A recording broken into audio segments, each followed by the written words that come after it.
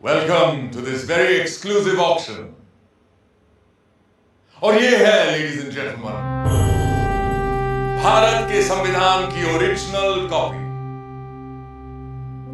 उन 1000 कॉपियों में से एक जिन्हें कॉन्स्टिट्यूएंट असेंबली मेंबर्स के लिए स्पेशली तैयार किया गया था। A very rare and truly a collector's item, which was meant for those जिन्होंने 3 साल रात दिन एक करके इस किताब को मुकम्मल किया था। पेश करते हैं, ladies and gentleman, the constitution of India, Bharat का संविधान।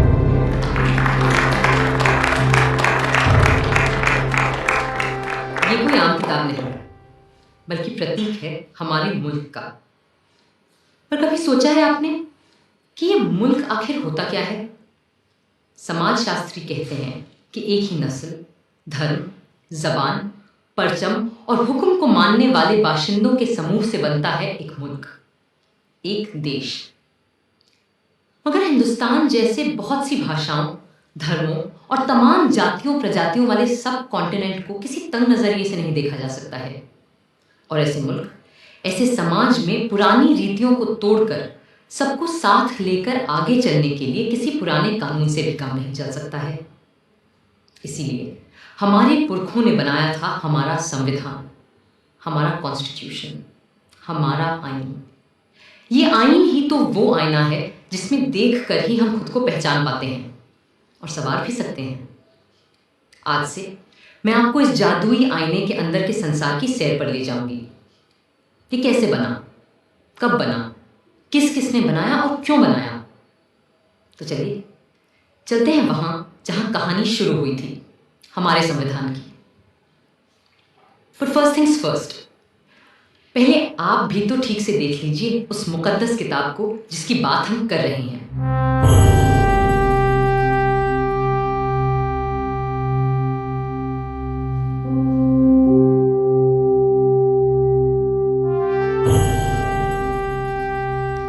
शांति निकेतन के प्रसिद्ध चित्रकार श्री नंदलाल बोस की रहनुमाई में कई कलाकारों ने भारत के इतिहास, पुराण और लोक कथाओं की छवियों से इस ग्रंथ को सजाया था।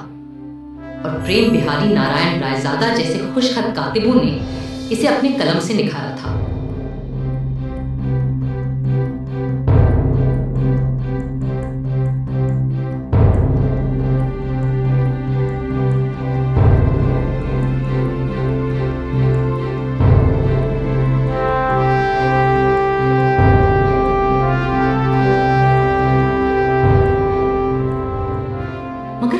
मुश्किल होते हुए भी बहुत आसान था उस काम के मुकाबले जो इस संविधान की कल्पना कर इसे लिखित रूप देने वालों ने संविधान सभा में पूरे 3 साल लगाकर किया था।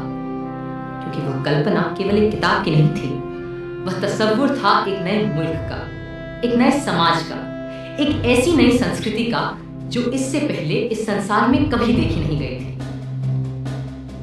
दिसंबर 1946 में जिस इमारत की तामीर शुरू की गई थी, असल में उसकी नींव बहुत पहले रखी जा चुकी थी। 1857 की क्रांति के दौरान बागी सिपाहियों ने भी हिंदुस्तान का एक अपना संविधान बनाने की कोशिश की थी। उनका विद्रोह तो जल्दी ही दबा दिया गया, मगर आजाद देश का एक अपना आईन बनाने का सपना न दबा था न हारा था। और जैसे जैसे महात्मा गांधी के नेतृत्व में आजादी की आवाज तेज हुई, तो अपना संविधान बनाने की मांग भी और तीव्र होती गई। My mentor Gopal Krishna Gokhale presented to the British government a note on the Constitution in 1914, and the British said, yes, we will accept it after the war. But now they want to make a constitution for us. But you know, a constitution for India should be and can be framed only by Indians. Now it works. What will you do with this spinning wheel, Mr. Gandhi? This is my secret weapon to drive the English rulers away so that we will have the power to make our own constitution. अब गांधी जी की सरपरस्ती में इतिहास ने दोबारा हमें एक नए भारत को गढ़ने का मौका दिया था। कांग्रेस नेता और आला वकील पंडित मोतीलाल नेहरू ने 1928 में एक रिपोर्ट तैयार की जिसे नेहरू रिपोर्ट या स्वराज संविधान के नाम से भी जाना गया। और उनके बाद जब उनका बेटा जवाहर कांग्रेस का सदर बना तो उस युवा नेता ने हिंदुस्तान के अपने संविधान के सपने को और शदीद तरह से सबके सामने रखा। आजादी दी नहीं जाती, स्वतंत्रता किसी कानून के नुक्ते को बदलकर नहीं मिला करती। इस तरह तो नए निजाम के नाम पर अंग्रेजों की पुरानी गुलामी को और मजबूत किया जाएगा। सच्ची आजादी तब मिलेगी जब हम अपनी चुनी हुई संविधान सभा के जरिए खुद अपने देश का संविधान सोचेंगे, अपना आईन तय करेंगे, अपना कॉन्स्टिट्यूशन बनाएंगे। जवाब में अंग्रेजों ने सन 1935 में एक गवर्नमेंट ऑफ इंडिया एक्ट बनाया। यह एक्ट भारतीयों की उम्मीदों से न सिर्फ बहुत कम और अलग था, बल्कि इसकी वजह से कांग्रेस और मुस्लिम लीग के दरमियान दूरियां और बढ़ने लगीं। इस बीच दूसरे विश्व युद्ध के दौरान सन 1945 में डॉक्टर तेज बहादुर सप्रू ने सभी पार्टियों से मशवरा करके एक साझे संविधान का खाका बनाने की कोशिश की। उधर वर्ल्ड वॉर 2 की मार और इधर आजाद हिंद फौज और भारत छोड़ो आंदोलन के चलते अंग्रेजों का भारत पर अनंत काल तक राज करने का इरादा नेस्तनाबूद हो चुका था। विंस्टन चर्चिल युद्ध तो जीते, मगर बेचारे चुनाव हार गए और बर्तानिया के नए प्रधानमंत्री क्लेमेंट एटली ने कहा कि भारत के लिए नया संविधान बनाने और मुसलमानों को अलग अधिकार देने की मुस्लिम लीग की मांग पर काम फौरन शुरू किया जाएगा। इसी के मद्देनजर पहली बार हिज मैजेस्टी की सरकार के 3 कैबिनेट मंत्री एक साथ भारत भेजे गए और ये कहलाया cabinet mission. Believe me, India will be a much better place after you have left us to ourselves. That's precisely what we ought to do, Mr. Gandhi. Our only fear is where it's possible to minimize the violence and the bloodshed which is predicted in this subcontinent when it breaks into Hindustan, Pakistan and Prince Islam. Then don't break India. But what about Mr. Jinnah's Pakistan? Why will you listen to my brother Jinnah if you are not ready to listen to others? And why do you presume that Jinnah will not see sense when you meet him in Shimla? I do wish your hopes come true when we meet in Simla, but it is important that you're also present there. What will I do there? I'm neither a member of the Congress nor of the Muslim League or of the other outfits that you have invited there. But still, we will need your wise counsel in Simla when discussions are held about an interim government and a new constitution for India. लाट साहब यानी vice Roy की शिमला कोठी में बैठक लग रही थी और वहां भारत भर की अहम सियासी हस्तियां जमा हो रही थीं। कांग्रेस की तरफ से आए थे उनके अध्यक्ष मौलाना आजाद, साथ में थे पंडित जवाहरलाल नेहरू, सरदार वल्लभ भाई पटेल और खान अब्दुल गफार खान। मुस्लिम लीग की तरफ से थे मिस्टर जिन्ना, जिनके साथ थे लियाकत अली खान, सरदार निश्तर और नवाब इस्माइल खान। फिर सिख, पारसी, ईसाइयों और दलितों के नुमाइंदे भी थे।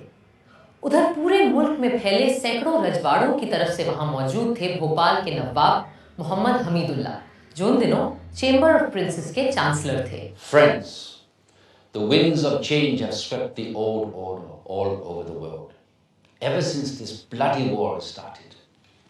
And our new Labour government of Britain is of the opinion that the time has come for Indians to decide how they are going to govern themselves. And the purpose of this meeting is to have discussions with all of you. The representatives of British India and the Indian states is to secure a way of framing the constitution of a free India.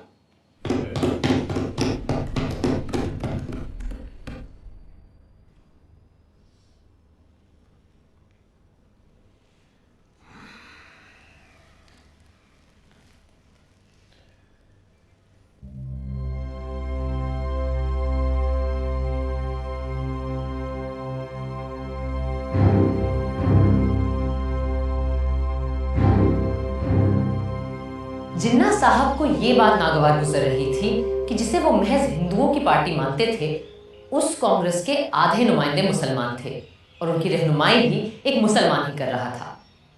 Shimla की ठंडी आबो हवा का ऐसे माहौल में गर्म हो जाना लाजमी था। मैं और मेरे साथी इस वक्त यहाँ पूरे हिंदुस्तान की आजादी की पेशकश लिए मौजूद हैं। बातें मसाइल दोयम है जो हम बाद में भी तय कर सकते हैं। अपनी कॉन्स्टिट्यूएंट असेंबली में जो जमा होगी एक आजाद हिंदुस्तान के ख्वाब की ताबीर करने के लिए।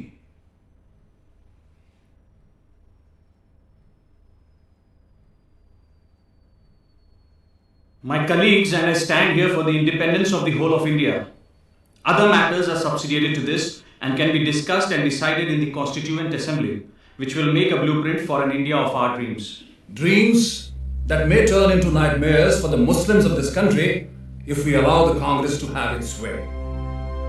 That's why it's imperative that we Muslims of India have our own group of states that may decide its own constitution.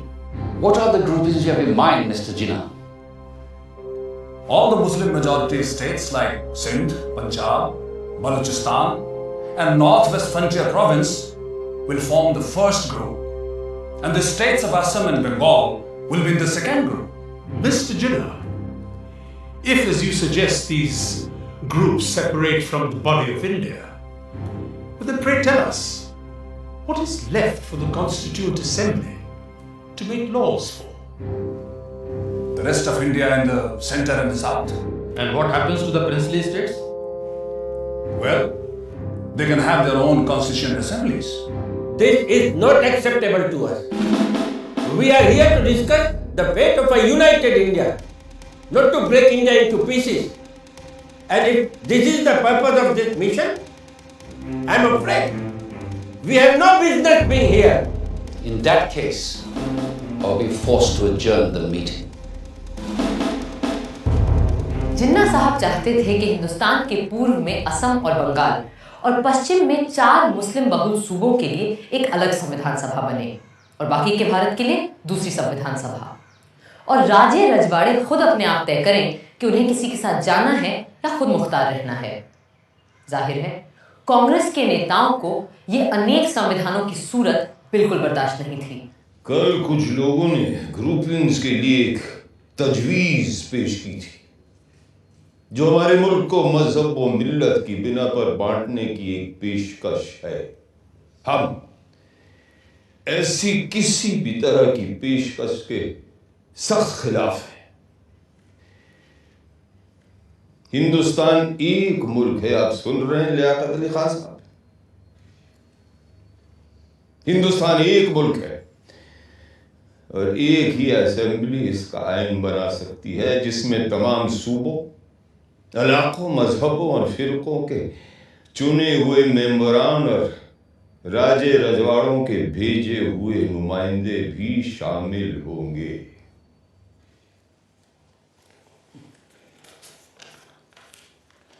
References were made yesterday to groups of provinces arranged on communal lines.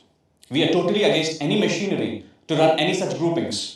India is one nation and it needs its constitution to be made by one assembly, which has elected representatives of the states, region, religion, and the nominated representatives of all the princely states as well. This is what I call the tyranny of numbers. Everyone knows here that such an assembly will have a brute majority of caste Hindus and their party, the Congress. And in the game of numbers, minority Muslims will have no say left. That's why we need 2 assemblies, so that Muslims can frame their own laws. मगर मेरे भाई जिन्ना, क्या आज तक हमारे पास हिंदुओं के लिए अलग और मुसलमानों के लिए अलग आइन थे? नहीं थे ना? तो फिर यकबयक आज इन 2 कानूनों की जरूरत क्यों आन पड़ी? क्यों? I trust the British sense of fair play. But with the Hindus ruling India through their Congress, Muslims need a special constitutional protection. I have gone through the length and breadth of India And I know how vulnerable Muslims are feeling today. And as their sole representative here, it is my duty to... ये आपसे किसने कह दिया कि मुसलमानों के अकेले नुमाइंदे आप ही हैं? अरे भाई, मुसलमान तो हम भी हैं, क्यों मौलाना? Well, I do not need to establish my credentials here. Because the Muslims of this country know who stands here for their rights and who here is a paid quisling Muslim masquerading as their representative. I take strong objection to such a remark being made about my esteemed colleague. Mr. Jinnah, if I've got you right, you need these groupings because of the communal mistrust that exists in this country. That's perfectly right, Sir Stafford. Muslims cannot be a part of a constituent assembly which will be dominated by caste Hindus. May we deal with first things first, please, which is to dispose of the problem of the Indo-British relationship. For that, we need to make our own constitution for a free India. The communal problem can be dealt with later. Later?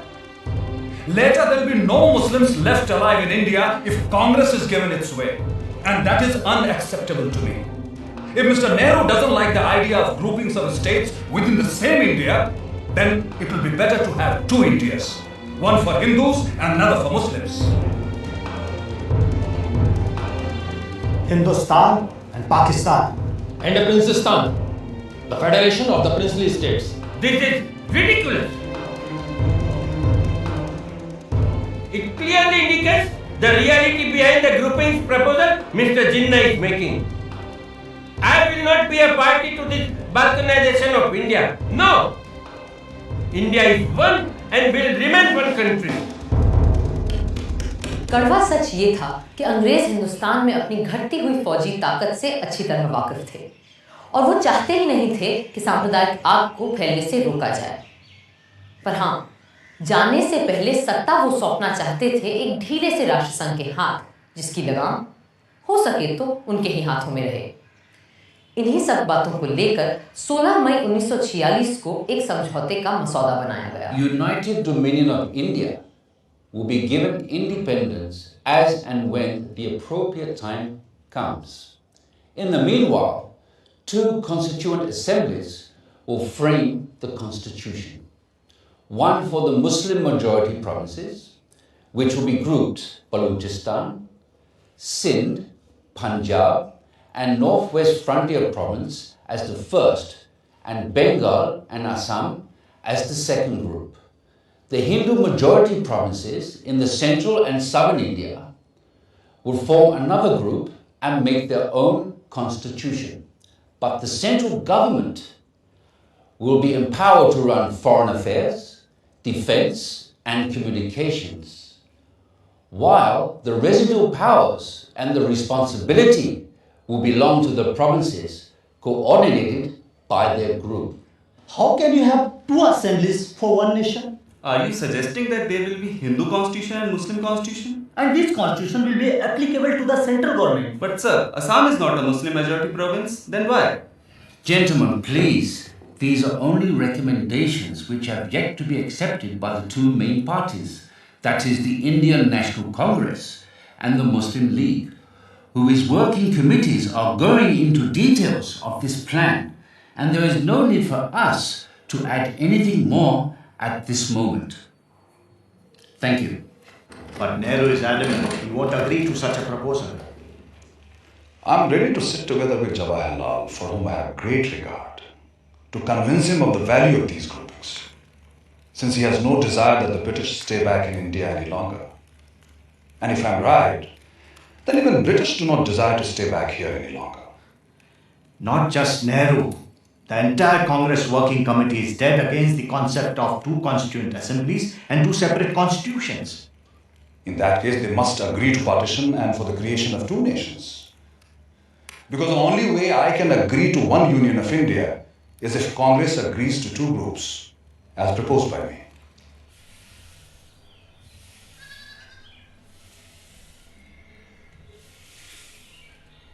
Bapu, working committee ने जिन्ना साहब की groupings की तजवीज़ के खिलाफ एक resolution pass किया है। दी Congress Working Committee agreed that the groupings will hinder the concept of a united India and rejects any such demands put by external pressures which will hinder the working of any body constituted to decide the future of an independent country. There should be a sovereign body for the purpose of drafting the constitution, and it must be unhindered by any external authority. ये है हमारा दस्तावेज। हम अपने देश का बंटवारा कभी कबूल नहीं कर सकते। अंग्रेजों ने हमारे साथ चाहे कुछ भी किया हो, उनके कैबिनेट मिशन ने अपना काम पूरा कर लिया है और अब उन्हें जल्दी है कि वो हमारी छाती से उतरे और जाए। अब ये हम पर है कि हम कैसे अपनी इस दुखी अभागी धरती को सुखी और भाग्यशील बनाएं। कुल मिलाकर कैबिनेट मिशन असफल हो चुका था, मगर वो खाली हाथ वापस भी नहीं जाना चाहते थे। सो दोबारा एक बार मिलने और बातचीत का सिलसिला शुरू हुआ और 1 महीने की मशक्कत के बाद 16 जून को एक और प्रस्ताव सामने आया। Partition? The Congress will never agree to partition. Why would they agree to parity between themselves and the Muslim League in the interim government? And why would they not agree to have any Muslim members on behalf of Congress? How can 1/4 of the population be given half the population's seats in the cabinet? अगर हमने cabinet mission की सरकार में शामिल होने की तजवीज़ नहीं मानी तो न सिर्फ हमें सरकार से बाहर बैठना पड़ेगा, बल्कि ये मुमकिन है कि अंग्रेज हमें दोबारा जेल में डाल दें। अब इससे बेहतर यह है कि हम उनकी इतनी सी बात मान लें कि हमारी भेजी काबीना की फहरिस्त में किसी मुसलमान का नाम ना हो। खुद अपना नाम कटवाने की तरकीब बता रहे हैं आप तो मौलाना। सरदार, मुल्क किसी भी शख्स से बहुत बड़ा होता है और किसी भी मिल्लत से भी। मैं मौलाना की बात समझ सकता हूं। अगर हमने सरकार में आने का ये मौका हाथ से जाने दिया तो यकीनन मुस्लिम लीग और खास तौर से जिन्ना साहब इस बात का नाजायज फायदा उठाएंगे। बापू, आपका क्या कहना है?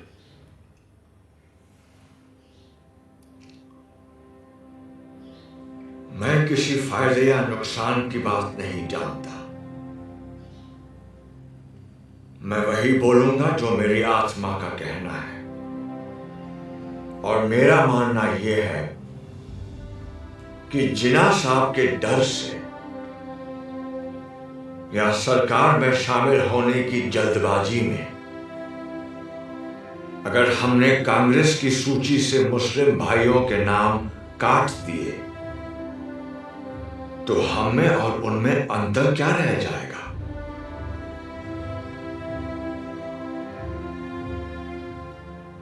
जिन्ना साहब सिर्फ मुसलमानों के नेता हो सकते हैं, पर आप लोग तो सिर्फ हिंदुओं के रहनुमा नहीं है ना।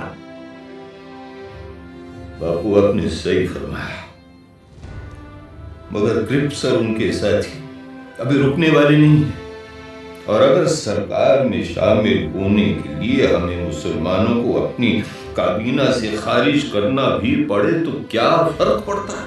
मुझे फर्क पड़ता है, और मेरा ऐसी पार्टी से कुछ लेना देना नहीं हो सकता है। अगर आप लोग सरकार संभालने के लिए इतने उतावले हैं तो बनाइए आप सरकार। मैं दिल्ली छोड़कर जा रहा हूं। बापू, हम आपकी बात समझते हैं, पर अगर इस समय उन्हें फौरन जवाब नहीं दिया तो ये मौका हाथ से निकल जाएगा। अगर यही आप सबका फैसला है तो मैं अपनी हार स्वीकार करता हूं। मुझे अंग्रेजों की नीयत सही नहीं लगती, पर मेरी बात ही सही है, इसका कोई सबूत भी तो नहीं है मेरे पास।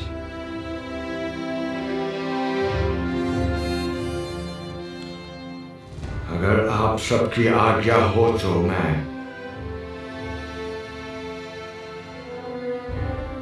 इजाजत चाहूंगा।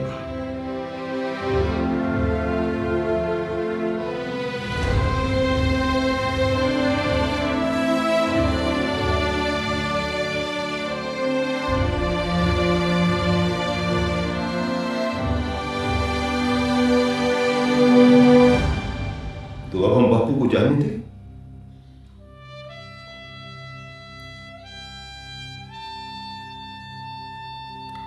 प्यारे लाल,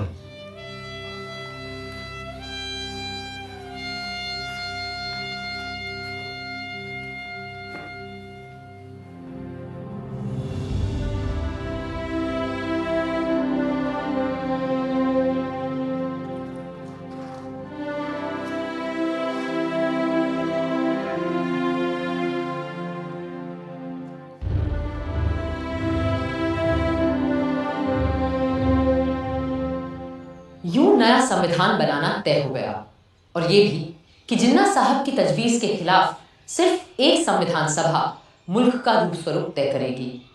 जाहिर है कोई इस व्यवस्था से पूरी तरह खुश नहीं था, मगर जिन्ना साहब पर तो जैसे गाज गिर गई थी, और वो अपने मुखालिफों को आसानी से बख्शते नहीं थे। We have been betrayed by Viceroy Webber. Viceroy Wavell ने हमारे साथ दगाबाजी की है। Cripps has debased his talents, and Pethick Lawrence has proved to be a treacherous man. Cripps ने अपने हुनर का गलत इस्तेमाल किया है। पेथिक लॉरेंस ने हमारी पीठ में छुरा भोंका है। Breaking all the norms of decency, they have invited the Congress, which had earlier refused the offer to join the interim government without even consulting us. भलमनसियत के सारे पैमाने तोड़कर कांग्रेस को सरकार में शामिल कर लिया गया, जबकि कांग्रेस ने पहले साफ साफ इनकार कर दिया था, और ऊपर से तुर्रा ये कि ये सब बिना हमसे पूछे, बिना हमारी इजाजत लिए बगैर किया गया है। In such a situation, if I have to safeguard the interests of the Muslims of this subcontinent, then I'm left with no choice but to bid goodbye to constitutional methods. इस सूरत में अगर मुझे मुसलमानों की इज्जत, गैरत और हुकूक को बचाना है, तो मेरे पास कोई और सूरत ही नहीं रहती सिवाय इसके कि हम कॉन्स्टिट्यूशनल यानी आईनी तरीकों को ताक पे रख दें। The Hindu Congress has time and again employed the weapon of mass struggle to intimidate us, and the British have held their arms in authority to crush us. हिंदुओं की कांग्रेस हमेशा अवामी जद्दोजहद के नाम पर हिंदुओं के हुजूम से हमें डराती आई है, और अंग्रेज हुक्मरान अपनी बंदूकों, बेतों और बेनटों से हमें कुचल के आए हैं। Today, we too have forged a weapon and are in a position to use it. अब हमने भी अपना हथियार तैयार कर लिया है, और हम इसका इस्तेमाल भी जानते हैं। I call upon all the Muslims of this country to take to direct action. आज मैं हिंदुस्तान के सारे मुसलमानों से डायरेक्ट एक्शन की अपील करता हूँ। From Friday the 16th of August, we will resort to direct action till we have achieved our cherished goal, our Pakistan. ऐ अल्लाह के नेक बंदो, आने वाले जुमे 16 अगस्त से हम सीधी आर पार की लड़ाई लड़ेंगे। डायरेक्ट एक्शन और हथियार तभी रखेंगे जब मंजिल मकसूद सामने दिखाई देगी, यानी हमारा प्यारा पाकिस्तान। पाकिस्तान पाकिस्तान पाकिस्तान। मगर कायदे आज़म, क्या हमारा डायरेक्ट एक्शन नॉन वायलेंट होगा? I'm not going to discuss ethics here. और आप सभी लोग जानते हैं कि मुझे गांधी की अहिंसा वहिंसा में कोई यकीन नहीं है। बातचीत, सुलह सफाई, रूठने समझाने मनाने के 2 महीने यकबयक खत्म हो गए। कैबिनेट मिशन वापस लौट गया और हिंसा के बादल चारों तरफ मंडराने लगे। वाइसरॉय वेबल ने सारे गवर्नरों को बुलाकर पुलिस व्यवस्था को चाक चौबंद करने को कहा, पर बंगाल के गवर्नर सर फ्रेडरिक बरोज ने वेबल को खबर दी कि बंगाल के मुस्लिम लीगी प्रधानमंत्री एच.एस. सोहरावर्दी के कहने पर उन्होंने 16 अगस्त को सारे पुलिस महकमे को छुट्टी पे भेज दिया है। 16 अगस्त 1946 भारत के इतिहास के काले दिनों में शामिल होने जा रहा था। जिन्ना साहब की पुकार पर 16 अगस्त की सुबह से ही हथियारबंद लोग कलकत्ता की सड़कों पर उतर आए और हत्याओं का सिलसिला शुरू हो गया। बदले में दूसरे संप्रदायों के लोग भी निकल आए और सड़कों पर 3 दिन तक सिर्फ हत्यारों का राज था। पुलिस छुट्टी मनाती रही, फौज अपने ड्रैगन टैंक लिए बैरकों में बैठी रही और सड़कों पर कत्लोगारत, खुरेजी और आगजनी होती रही। 3 दिन में 4000 से ज्यादा लोग मारे जा चुके थे। बंगाल में जो हुआ उसके बदले में पहले बिहार और फिर बाकी भारत में भी हिंसा का तांडव मचने लगा। बंबई शहर तक दंगों की चपेट में आ चुका था। पर पूर्वी बंगाल के नोआखली में जिस तरह हिंसा का चक्र शुरू हुआ उसने सबको दंग कर दिया। सब छोड़ छाड़ कर गांधी जी चल पड़े Noakhali.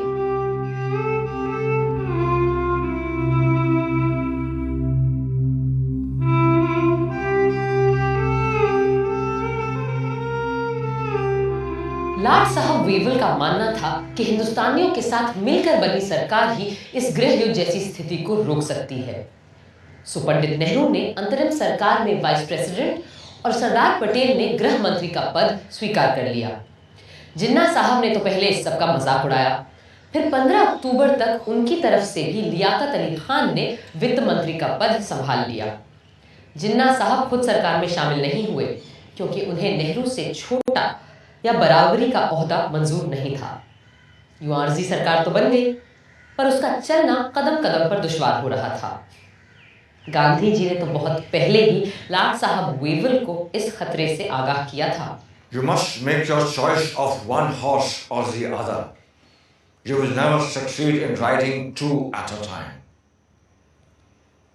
Choose the names for the interim government from names submitted by the Congress or the League. For God's sake, do not make an incompatible mixture, and in trying to do so, produce a fearful explosion. Even a government headed by the League is not going to damage India. But I am not ready to accept the division of Congress as Hindu and League as Muslim. No.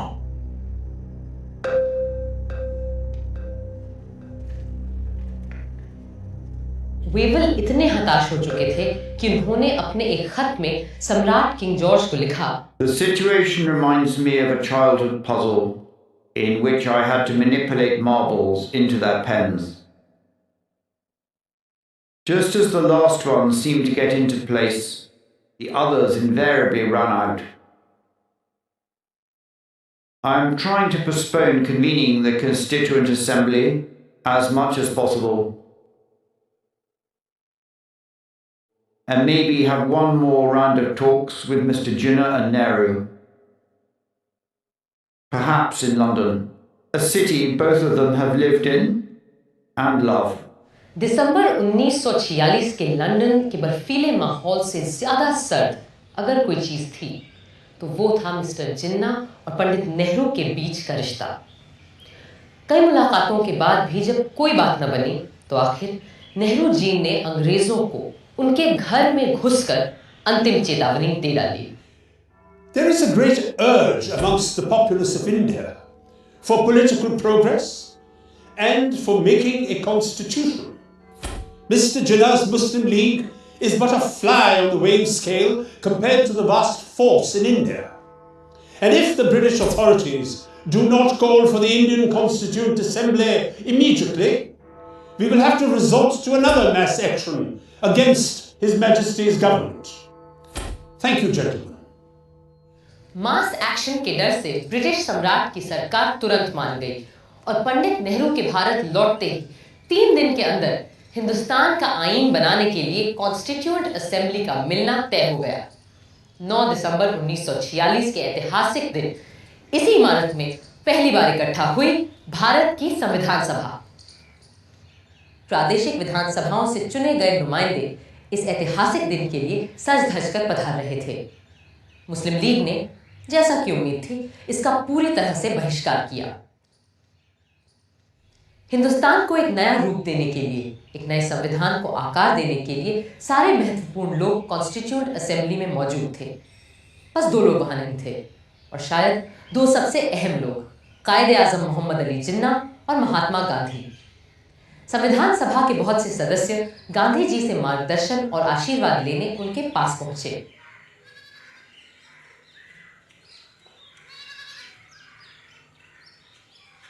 आइए आइए जगजीवन बाबू, मुझे पता है हम चाहे दुनिया का सबसे सुंदर संविधान क्यों न बना लें, पर वो भी बेकार साबित होगा अगर उसे अमल में लाने वाले लोग ना हुए। बापू, मुझे पूरा विश्वास है कि हमारे यहाँ ऐसे अच्छे आदमियों और औरतों की कोई कमी नहीं है जो हमारे संविधान को कारगर करके दिखाएंगे। इसीलिए हम सब आपका आशीर्वाद लेने आए हैं। बापू के आशीर्वाद हमेशा तुम्हारे साथ है, पर आज मैं तुम्हें एक तावीज़, एक टोटका दूंगा जो शायद तुम्हें सही संविधान बनाने में मदद करे। आप और तावीज़? बापू, मुझे लगता था आप तंत्र मंत्र यंत्र में विश्वास नहीं रखते। पर इस मंत्र पे पक्का विश्वास है मेरा। जब कभी अपने आप को शंका में घिरा पाओ तो इस परीक्षा को अपनाना। सबसे दीनहीन, गरीब, कमजोर इंसान जिसे तुमने देखा हो उसका चेहरा याद करना और स्वयं से पूछना, जो मैं करने जा रहा हूं क्या इससे उसका भला होगा? इस कदम से क्या उसे कुछ मिलेगा या नहीं? इससे क्या वो अपने भाग्य और जीवन को सुधार पाएगा या नहीं? या यूं कहो, ऐसे करोड़ों को स्वराज मिलेगा या नहीं जो तन और मन की भूख से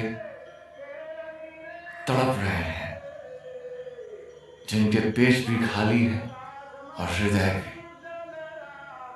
फिर देखना, तुम्हारी सारी शंकाएं छूमंतर हो जाएंगी।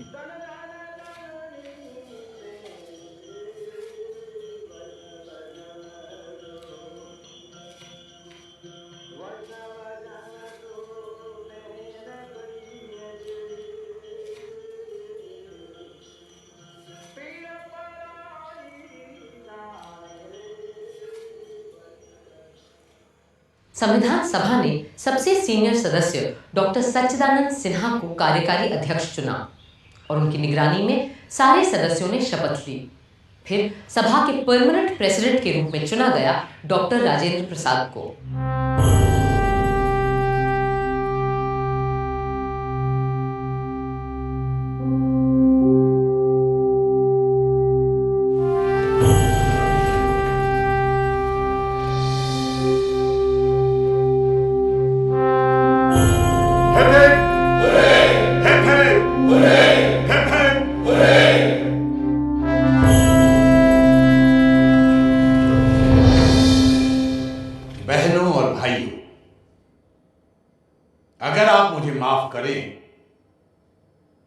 तो मैं ये कहूंगा कि इस देश में जहां जात पात के इतने झगड़े फैले रहते हैं, आप लोगों ने हमें चुनकर एक तरह से अपनी जाति से बाहर कर दिया है और अपनी जात पात में बैठने से वंचित करके आपने हमें एक अलग, एक दूसरी जगह, एक दूसरे किस्म की कुर्सी पर बैठने के लिए मजबूर कर दिया है।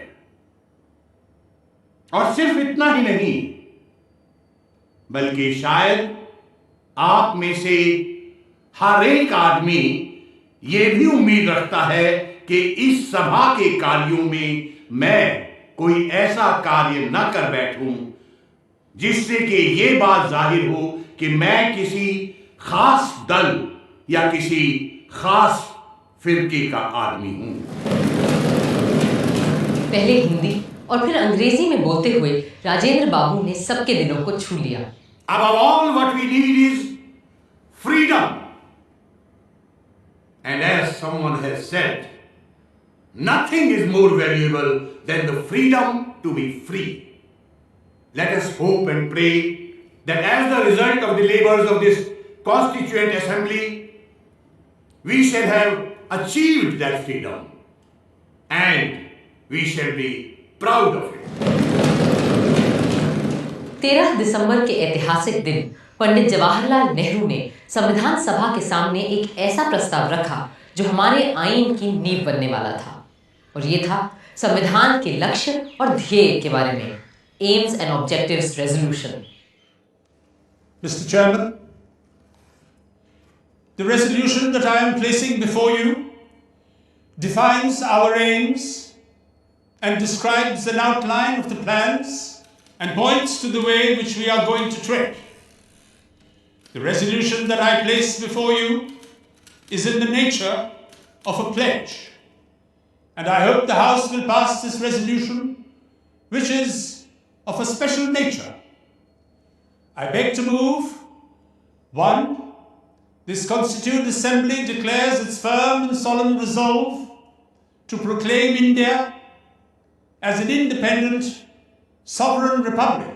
भारत की अक्षुण्णता, अखंडता और स्वायत्तता से लेकर नए भारत में सबकी समानता और एकता तक की बात अपने प्रस्ताव में रखी थी पंडित नेहरू ने। 2. Wherein shall be guaranteed and secured to all the people of India justice, social, economic and political, equality of status, opportunity and before the law, freedom of thought, expression, belief, faith, worship, vocation, association and action. एक एक करके 8 नुक्ते सामने रखे थे उन्होंने, और हमारे संविधान का पूरा नक्शा कुछ ही शब्दों में खींच दिया था। मगर उन्हें भी आज संविधान सभा में कुछ लोगों की कमी बहुत खल रही थी। आज इस असेंबली में हमें बहुत से लोगों की कमी खल रही है। हमें अच्छा लगता अगर और भी सभी इलाकों, सूबों और राज्यों के नुमाइंदे हमारे बीच होते। एक और शख्स आज यहां मौजूद नहीं है, मगर वो हम सब के दिलो दिमाग से दूर नहीं है। हमारे महान नेता, हमारे राष्ट्रपिता महात्मा गांधी जी, जिनकी लगन और मेहनत के बदौलत ही आज ये असेंबली मुमकिन हो पाई है। बापू यहां मौजूद नहीं है क्योंकि अपने आदर्शों को पूरा करने के लिए वो हिंदुस्तान के किसी कोने में चुपचाप काम करने में जुटे होंगे। पर मुझे इस बात का जरा भी शक नहीं कि उनकी रूह हमारे बीच यहां मौजूद है और हमें अपना आशीर्वाद दे रही है।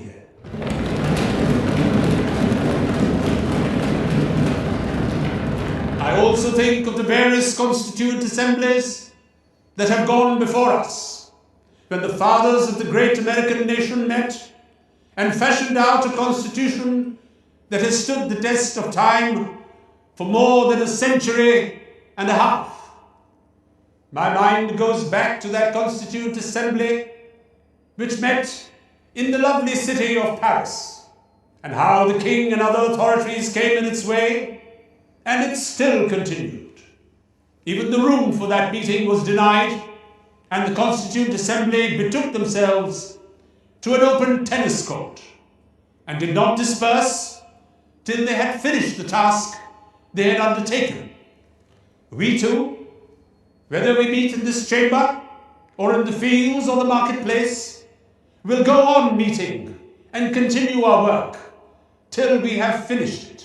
13 दिसंबर को एम्स एंड ऑब्जेक्टिव्स रेजोल्यूशन के साथ पंडित नेहरू ने हमारे संविधान की नींव रखी थी, और 14 दिसंबर को जिन्ना साहब ने संविधान सभा की पूरी बुनियाद पर ही सवालिया निशान लगा दिया। Is complete independence the goal of the Muslim League? What do you think we are fighting for? Our goal is complete independence, certainly. the complete independence of Pakistan. But Mr. Jinnah, if the Congress accepts the proposals laid down by the British government, would the Muslim League be then ready to take part in Constituent Assembly? It's all very well to talk in this loose way about Constituent Assembly. The reality is that the Congress with 292 supporters, there might be a few less, has a brute majority, where the Muslim number is only 79. Is that what people understand when they talk of democracy? The truth is that between the Hindus and Muslims in India, there is no such thing as democracy. Does that mean that the Muslim minority wants a veto on the progress of the majority? What majority do you mean? If you mean the Hindus, then we wish them Godspeed. Go ahead and establish your Hindustan. Frame your constitution for the Hindus, but then leave us alone, and we shall frame a constitution for Pakistan. ये तो बस आगाज था। आगे और तमाम अड़चनें आनी बाकी थीं। अब देखना है इन चुनौतियों का सामना कैसे किया हमारा संविधान बनाने वालों ने।